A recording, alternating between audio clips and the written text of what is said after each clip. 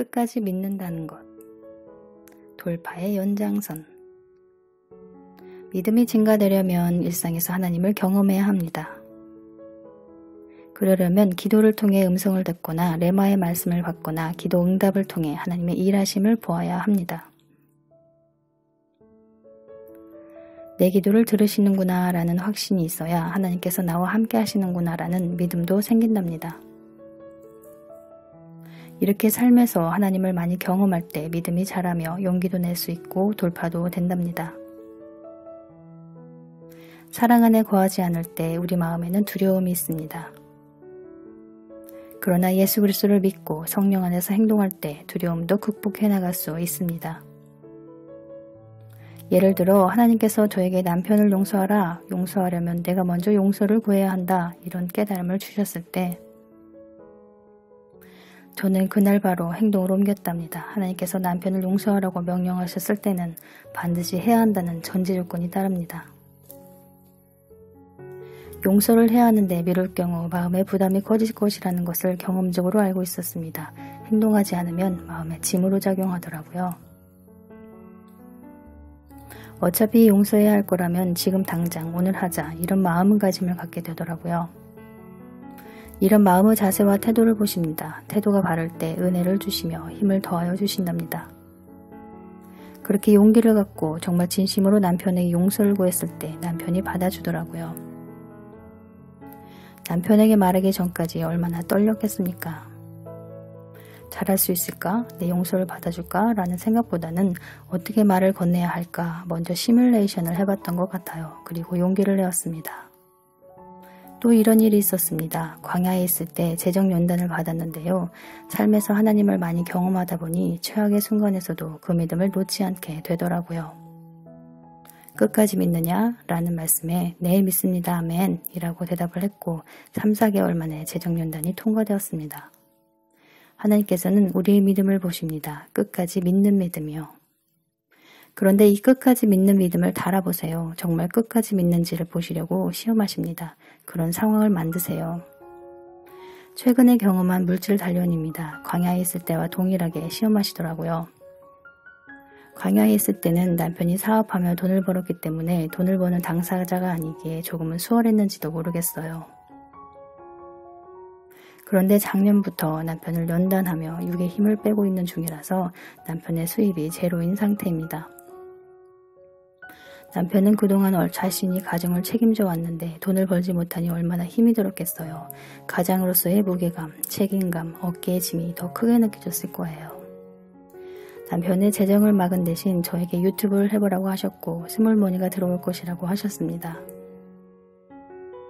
작년 8월부터 후원금이 들어오기 시작했는데 그냥 들어온 것이 아니라 매번 어떤 이슈들이 있었고 그걸 통해 하나님께서 채워주신다는 것을 알게 하셨습니다.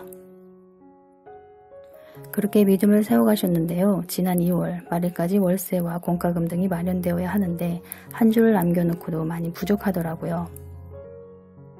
정말 십시일반 후원금이 들어왔는데요. 그걸 통해서도 참 많은 것을 깨닫게 하시더라고요. 기도하며 이런저런 이야기를 말씀드리는데 대성통곡의 영을 부어주시더라고요. 다 쏟아내고 며칠 있으니 꿈을 하나 보여주셨어요.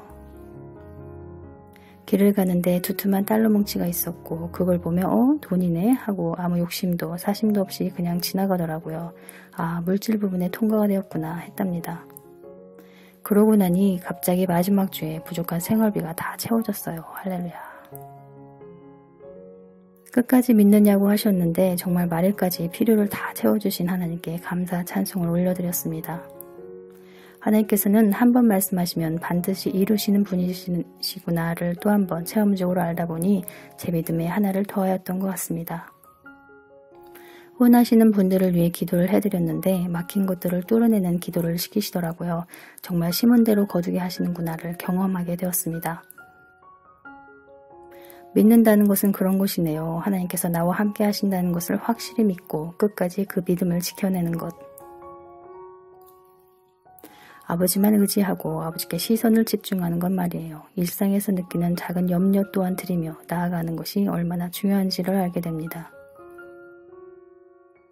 이런 연단을 통해서 남편의 마음을 한 번 더 헤아리게 되는 계기가 되었습니다. 그동안 얼마나 힘이 들었을까? 왜 늘 돈 때문에 염려, 근심, 걱정하며 살았는지, 왜 그렇게 연약한 소리를 했는지 제가 그 입장이 되어보니 알겠더라고요. 이것을 통해 참 많은 것을 교훈하신 하나님을 찬양합니다. 엘리야에게 훈련하신 것처럼 저에게도 그런 훈련을 시키셨더라고요. 엘리야는 가루 한 움큼과 병에 기름이 조금밖에 없는 이방 여인에게 말하기를 나를 위해 먼저 작은 떡 하나를 만들어 오라고 말합니다. 아무것도 가진 것이 없는 여인에게 자신이 가진 전부로 나를 위해 떡을 만들라는 말을 하기란 쉽지 않은 일입니다. 하나님께서 반드시 채워주실 것이라는 믿음이 있어야만 할 수 있는 일입니다. 이방 여인 역시 하나님께서 채워주실 것이라 믿고 순종했기 때문에 하나님의 영광을 볼 수 있었습니다. 엘리야와 이방 여인과 같은 상황이라면 믿음을 발휘해서 순종하실 수 있으신가요? 하나님을 믿는 우리에게는 이러한 믿음이 필요합니다. 또한 하나님께서 명하시면 어떤 상황이든 행동하는 믿음이 필요합니다. 날마다 자신의 믿음을 증명하는 삶을 살아야 합니다. 그것이 참 그리스도인의 삶이랍니다. 인내하고 기다리고 순종하고 용기를 내며 돌파하는 그런 믿음을 증가시켜 나가야 합니다. 그럴 때 하나님의 영광을 볼 수 있습니다. 믿음은 삶에서 아주 작은 것부터 실천할 때, 순종하기 시작할 때 증가됩니다. 증가하는 믿음이 삶에 있으시기를 축복합니다. 어떤 것도 깨뜨릴 수 없는 금강석과 같은 믿음의 소유자가 되시기를 축복합니다. 감사합니다.